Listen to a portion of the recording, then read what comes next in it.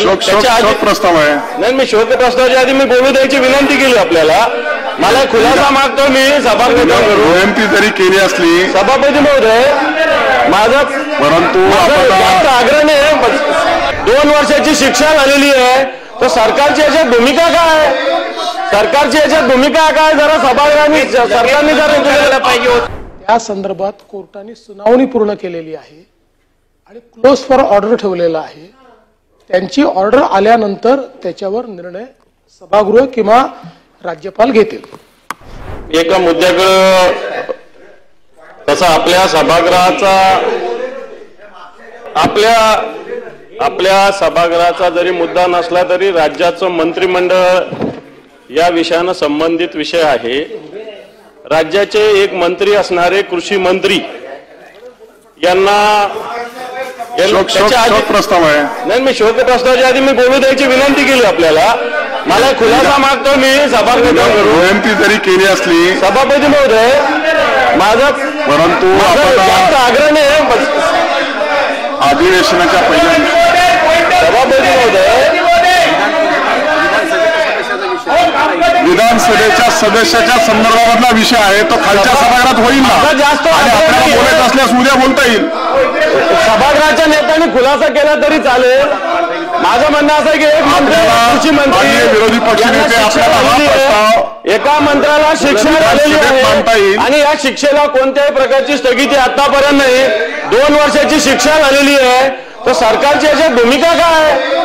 सरकारची याच्यात भूमिका काय? जरा सभागृहाने सरकारने जरा केलं पाहिजे होतं. आपण मी शोक प्रस्तावानंतर बोलता येणार नाही म्हणून मी आपली परवानगी मागितलेली आहे. परंतु एका मंत्र्याला शिक्षा झालेली आहे. सभापती महोदय, विरोधी पक्ष नेते,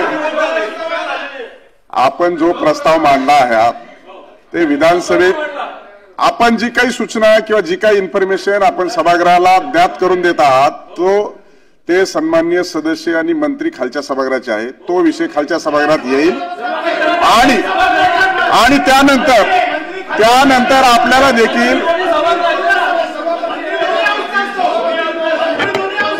दोन्ही हाऊसचा मंत्री असतो, परंतु सदस्य खालच्या सभागृहाचे असल्या कारणानं आपल्याला हा विषय दुसऱ्या आयुधाच्या मार्फत देखील मांडता येईल. सभागृहाचे नेते उपस्थित आहेत.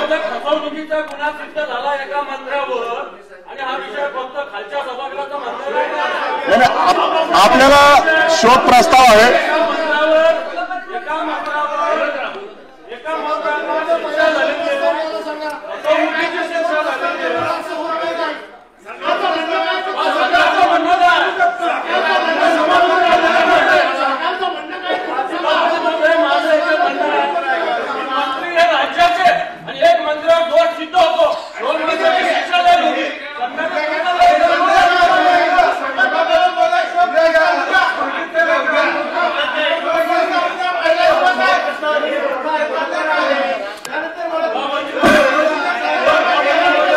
मला वाटतं माननीय विरोधी पक्षनेते, मला असं वाटतं की शोक प्रस्ताव आहे आणि शोक प्रस्तावामध्ये देशाचे पंतप्रधान माननीय मनमोहन सिंगच्या संदर्भात आणि आपल्याही सभागृहाचे सदस्य आहेत.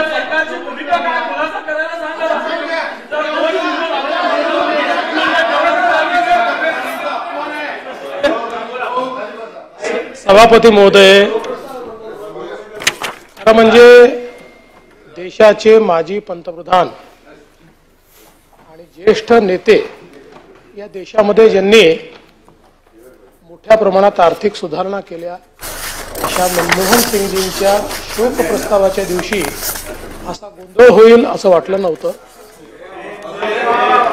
तथापि माननीय विरोधी पक्षनेत्याला मी एवढंच सांगू इच्छितो की आपण मंत्री महोदयांच्या संदर्भात जे मांडता आहात त्या संदर्भात कोर्टाने सुनावणी पूर्ण केलेली आहे आणि क्लोज फॉर ऑर्डर ठेवलेला आहे. त्यांची ऑर्डर आल्यानंतर त्याच्यावर निर्णय सभागृह किंवा राज्यपाल घेतील.